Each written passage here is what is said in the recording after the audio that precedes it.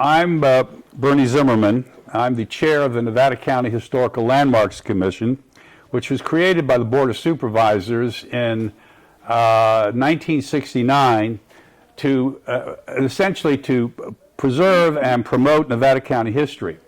And one of the ways we do that is we conduct the occasional interviews of people who helped shape Nevada County history, and today I'll be talking with Ed Schofield. But first, we're at the Lyman-Gilmore Middle School, which has a program called Gilmore News Network under the supervision of Scott Mills. And this program is all being put together by 4 students, Nick, Wyatt, Jesus, and Emily. And they're behind the cameras, and they're controlling the sound and all of that. And thank you all very much. Now, this is going to be a publicly available video. When we get to the end of it, there will be links on the Landmarks Commission website, NevadaCountyLandmarks.com, on our social media, so people will be able to watch it readily, recommend it to friends, and ultimately the original will be stored in our section of the Searles Historical Library. Now, as I said, I'm going to be talking with Ed Schofield, a key figure in Nevada County politics for the last half century or so, recently retired as the long-term supervisor for District 2. So welcome, Ed, and thank you very much for agreeing to be here. Thank you, Bernie. And let's just get right into it. So when and where were you born? I was born right here in Nevada County. The hospital is down on Auburn Street. It's now a parking lot. Oh my gosh. So it wasn't the Jones Hospital? No, it wasn't the Jones. There was another one. The Jones was there. No, this was down on Auburn and off of Bank Street there. Okay. And where did you go to school? I went to You didn't go to Gilmore, I'm pretty sure. No, I didn't. I went to Bell Hill School. I went to Hennessy, and then, of course, Nevada Union. Yeah. Did they have Gilmore School back then? No, I think it no. came It in started with lot my later. children. Oh. When my kids were in Hennessy, and then some of them were asked to come up here. We didn't know what to think of it. Well, you have a chance to form an opinion now. Oh, absolutely. Okay, Nevada Union High School. And I think I heard that you were in the inaugural class. We were the first class to graduate from the high school on Ridge Road. Okay. 1962. That must have been an interesting experience. It was. And then after Nevada Union? I went to Sierra College. I got an AA degree down there. And I didn't go any further. That would have been in Roseville? Yes. Okay. Yeah, and it was fairly new there. We used to call it Sahara. Sahara College, because there was really nothing there. Roseville's changed a lot. Oh my gosh. So let's just talk more then about your family. Can you tell us something about your parents? Yeah, I'm actually 5th generation here. And my mother's side first came to the Grass Valley area, and they had agricultural, and they were out more where McCourtney Road and that area out in there. Okay. And by the time I was born, my grandfather owned a house on Pleasant Street, and my mother just grew up in town. But the ranch was taken over by Beale Air Force Base, well, Camp Beale at the time. It was an Army base, and they were never able to get the land back once the war was over. So my experiences here were really not agriculture, more when I got involved with the fair than growing up. We'll come back to that, but let's get back to your maternal lineage, if I can use that term. Where were they from? Right here. Well, when they came here, from where did they come? I go back to, what is it, Redmond, Cornwall. Oh, you're I've Cornish. got some Cornish blood in me. Yeah. Okay. My dad comes from New York. Oh. Because he was at Camp Beale, he was learning how to drive a tank, and So your family ranch would have been almost like out by Perimeter Road, that Yeah, far that out. area. Okay. Yes, it's quite a ways out there. Yeah. So I'm guessing then that on the maternal side, the migration occurred around the 1860s or so. That's when a lot of folks left Cornwall because the mines were drying up, so to speak. That's exactly right. I had uncles, and my dad actually worked in the North Star mine for a short time. But I had uncles that, I mean, that's what they did. They worked in the mines. So they all would have been hard rock miners, I guess. Yes, they were, yeah. And then I don't know what my dad was. He didn't like it. He was there only a short time.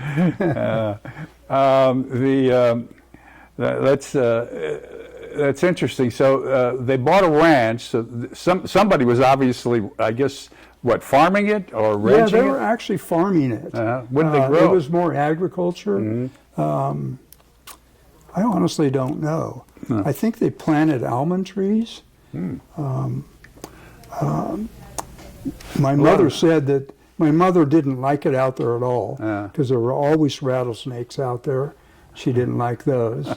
And she said, I really never knew why they bought so far out of town, but obviously when they came to this area, it probably was just, everything was more rural. Yeah, certainly in those days. How large what was the maternal name? Tratton. Tratton. Trathen. Tratton. Tratton. My grandfather was actually a mayor of Grass Valley. Oh, really? At one time, yeah. I'm guessing that you're going to tell us that may have helped you get into politics, or at least. I don't know. Well, is there still a large Traffin family around in this area? There's several Trattons. Yeah. And you say the Scofield side came from New York? Yes. Whereabouts?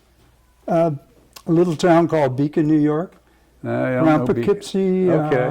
I know the area. Actually, West Point. We would always go up to West Point when we were out there. So let's get back now to you. After schooling, what did you do? I got married. Wise move. I got married. I had children. How large a family do you have? I have three children. Yeah. All right. You must have started working at some point to support your family. Well, I actually started working for a vending company. It's called Hathaway Vending. He had, at that time, there were cigarette machines everywhere. Oh, yeah. And that was the main product that we were selling was cigarettes from cigarette machines. We had pinballs and jukeboxes, that type of thing. Now, at some point, you got into politics, and I guess you've given us a little bit of a hint. When did you first get involved in politics? You know, I seem to have always been a joiner. So when I had the opportunity, I joined something called the Grass Valley JCs. Okay. And the JCs were quite active politically. I know just before my time when I joined, they had staged a protest on Old Highway 20, trying to get the word out that here's a road that really needs to be. It was the start of what 20 is right now. So I joined that group. It was quite political, and the JCs had an age limit. And once you hit that age limit, you're gone. You're out of. So, to me, the most natural thing to do at that time was to run for the city council, which I did. That's a natural segue, and I guess you won. I did win. Yes. Okay. So, when was this? What year? 1975. And the Highway 20 you got me interested now. So is this when there was the controversy about whether there was going to be a freeway that was supposed to go all the way from Fort Bragg up to Highway 80, or is this a different one? I don't know that, Bernie. The opposition that I saw, the protest was, I think they actually stopped traffic. And you can imagine, I mean, here's a state highway with the curves and bends they have on it. So they were just looking for a new route. But I don't recall anything about going all the way up there. Be nice. They've made some good improvements on that. Yes, it's quite a bit different than what it must have been. So let's go to you mentioned the county fair. So how did you first get involved with the county fair? Well, actually, I was on the city council. I was on it for over 7 years. And I was actually going through a divorce. And I felt I needed to leave the area to kind of find other places for work. And I ended up in San Jose for like 7 months. And I had a very good friend who was Dennis Hill, and Dennis was the mayor of the city of Grass Valley. And he's the one that said, Ed, they need a fair manager out there, and we need to get you back up here to Grass Valley. And you know, one thing led to another. And obviously, I honestly didn't think it was really going to happen. And I got a call from Earl Shine, who was the interim manager at the time, and I was at my mother's house, and he said, the job is yours if you want it. And I want it. Okay. And I looked at my mother and said, what do I do now? So, when was it that you became the fair manager? 1982. Okay. In So, November of 82. That's about the time. We moved up here in 79, so I'm sure by 1980 or so we were attending the fair. Our kids used to love it. Everybody did, yes. So let's talk about the fair.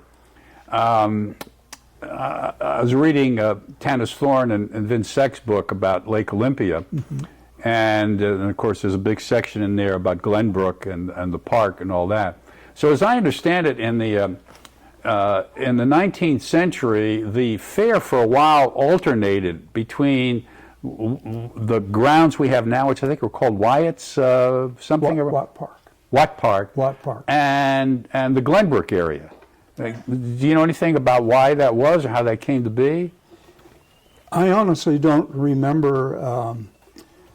I remember Lake Olympia vaguely, but I don't remember the racetrack and that kind of stuff. It had disappeared pretty much. The track, I think, disappeared pretty much by around the 20s or 30s. Yeah, so there you go. Yeah. But I never remember the fair being up in that area. I remember the fair being in the back of the Veterans Building. That's another location on me. Well, if you read the beginning of that book or talk to Tanis Thorne, apparently for some years in the kind of 80s and 90s, you know, they held the fair out there, and some years it would kind of yo-yo back and forth. That was a pretty nice area of what I know of. Oh yes, and we've landmarked the Glenbrook Basin area, and we're now trying to do something with the city of Grass Valley about Lake Olympia. You know, there's a lot of development going on around that area, and a lot of the historic sites are being are going under apartment buildings, hotels, and what have you. Now, one thing that I've always been curious about is there's something called the 17th Agricultural District that Nevada County is part of.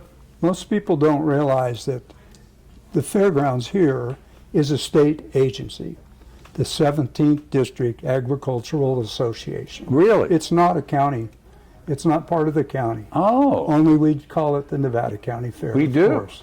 Yes. Well, and you know, the county fair, our county fair, is regularly recognized as probably the best fair in the state.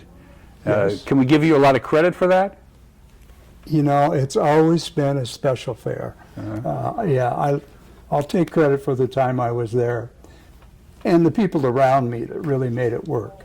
But yes, it was 25 cents to come in, and I can remember thinking that can't possibly be.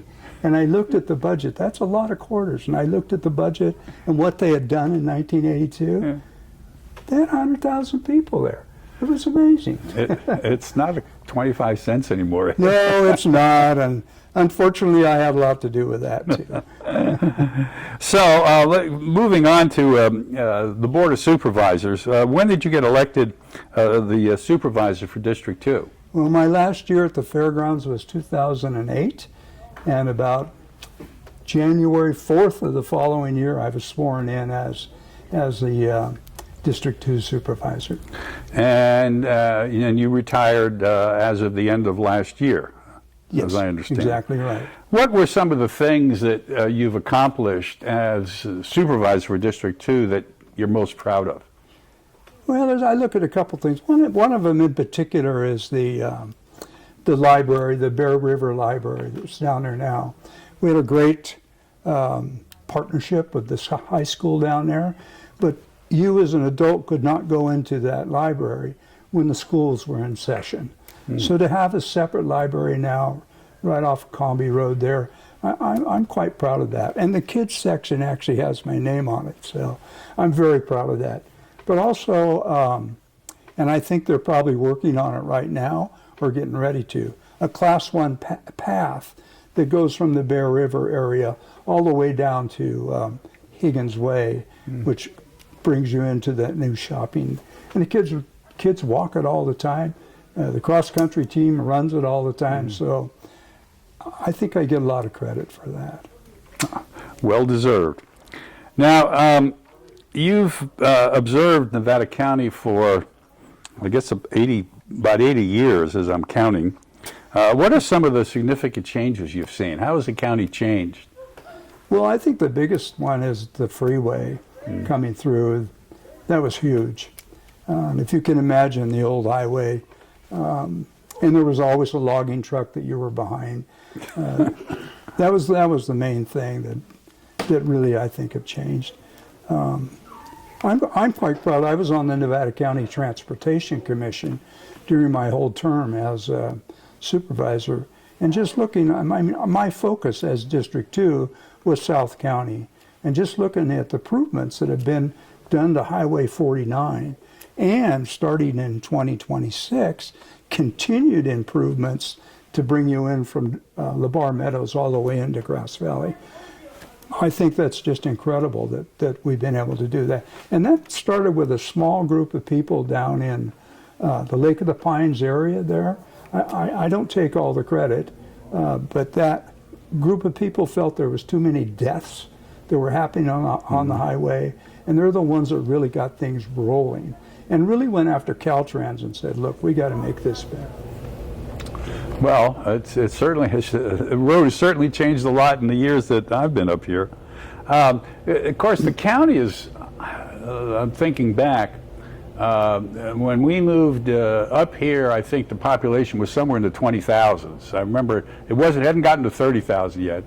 And what are we, about 100,000? About 100,000, but it's been that way for quite a while. Quite a while. Yeah. Then what do you think of all this growth? Does it any of it trouble you? Stoplights now, and all that kind of things. So we're talking about the growth in the county. I remember. I think it was either the second traffic light when it came up. There was a lot of controversy. I think it was coming in around Glenbrook somewhere, and of course now there are sort of traffic lights everywhere. But one of the things that struck me about the way, and I don't know whether the Board of Supervisors did this or who did this, is that the quality of life in the county really hasn't changed much. It seems like the growth has been concentrated in a few areas. But within a few minutes, well, you were mentioning, for example, the trails, that we're talking about, from the Bear River School. You can still get out very quickly and hike and cycle and do things like that. Well, that's very true. But at the same time, I live in Alta Sierra now, not in Grass Valley. And you think about things that have changed. What do you think the biggest issue of Alta Sierra is? Wildfire and evacuation. So, that's a huge change that's happened. And I tend to look at a lot of these other changes that homelessness.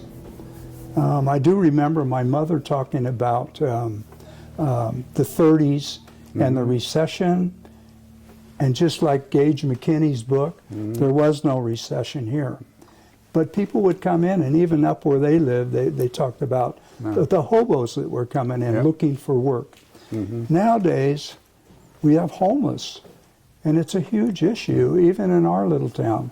The drug issues are right here in Grass Valley, that a lot of those issues, at least when I was growing up, and as far as I could see, wasn't that much of an issue. Well, we always had so I live out in Ubet, And when you get into the more remote areas around the Tahoe National Forest, the BLM land, and so on, there's always been squatters out there. They've always been people doing drugs. So we've lived with it for 50 years. I think there's a lot more of it going on now. Yeah. I think there's a lot more of everything going on right now. Well, and the county, of course, has a lot of services. Yeah. And a lot of those services are focused in that Glenbrook, Brunswick area. So, unfortunately, you see a lot of that, of those issues right in that area. And you have to offer the services, you have to have the wastewater treatments and all the other services that go with it. So, it's Grass Valley and Nevada City is where the county focuses on putting homes, houses, and places that we could put people. My wife is fond of telling people that Nevada County is such a great run county. She's a big admirer of all the county staff, all the people that we've had to deal with over the years, and I think supervisors must get a lot of credit for that because you're hiring a lot of these people. Yeah, I think maybe the supervisors do, but I agree with your wife, Bernie. There's just an incredible group of people up there. They enjoy what they're doing. It's just amazing. I miss being up there because I don't ever remember a day when walking down the hall thinking, oh, I don't want to go into my office. There were days walking down the halls that maybe I didn't want to be in that hall. But going into my office was always a really fun thing. You've always been a strong supporter of the Landmarks Commission and have impressed me with your respect for history. What do you see as the importance of history in people's lives?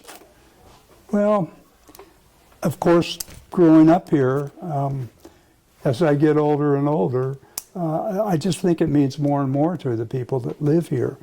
And I'm just amazed at what you guys do and what you've been able to put together as to what we recognize 20 years ago.